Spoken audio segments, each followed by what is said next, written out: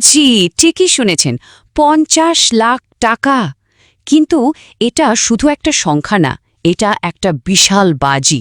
আর এবারের নিলামের সবচেয়ে বড় যে চমক, তার পেছনের গল্পটাও এটাই।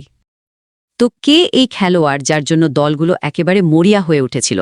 চলুন পরিচিত হয়ে যাক এবারে নিলামের সবচেয়ে বড় তারকা হাবিবুর রহমানের সাথে। হাবিবুর রহমান সম্প্রতি রাইজিং স্টার্স এশিয়া কাপে রীতিমতো তোলপাড় ফেলে দিয়েছেন।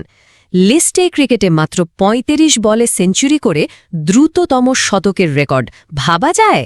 আর এই একটা বিস্ফোরক পারফরমেন্সই তাকে সব দলের নজরে এনে দেয়।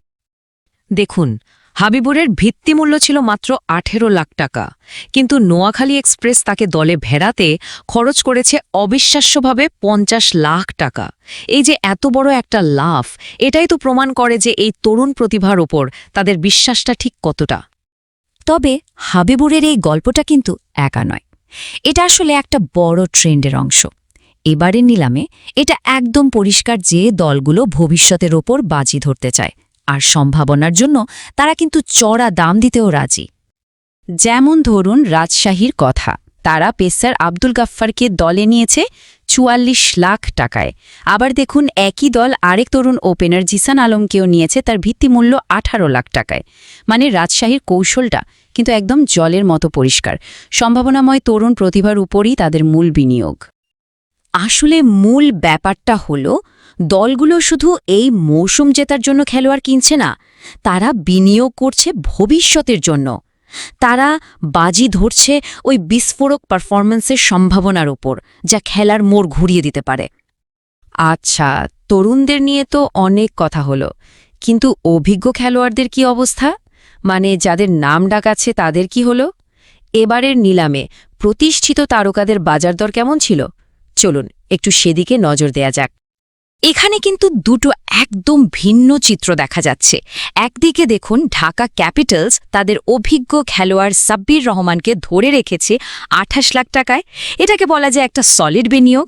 আবার অন্যদিকে একসময়ের জাতীয় তারকা নাসির হোসেনকে ঢাকা দলে নিয়েছে তার একদম বেস প্রাইস মাত্র ১৮ লাখ টাকায়। মানে এটা এক কথা একটা দারুণ সাশ্রয় ডিল। বোঝাই যাচ্ছে অভিজ্ঞতাকে দলগুলো এক একজন এক একভাবে দেখছে। তাহলে নিলামের মূল কৌশলটা আসলে কি ছিল? একদিকে ছিল ভবিষ্যতের সম্ভাবনা, আর অন্যদিকে ছিল পরীক্ষিত পারফর্মারদের দাম। তো পুরো ব্যাপারটা যদি একটু গুছিয়ে বলি, এবারে নিলামে দুটো পরিষ্কার রাস্তা দেখা গেছে। এক, যারা উঠতি তারকা, যাদের মধ্যে দারুণ সম্ভাবনা দেখা যাচ্ছে, তাদের পেছনে কারি কারি টাকা ঢালা। আর দুই, যারা পরীক্ষিত অভিজ্ঞ খেলোয়াড়, তাদের সাশ্রয়ী মূল্যে দলে নেওয়া। মানে একটা কৌশল হলো ভবিষ্যতের তারকাদের ওপর বাজি ধরা, এটা কিন্তু একটা হাই রিস্ক হাই রিওয়ার্ডের খেলা।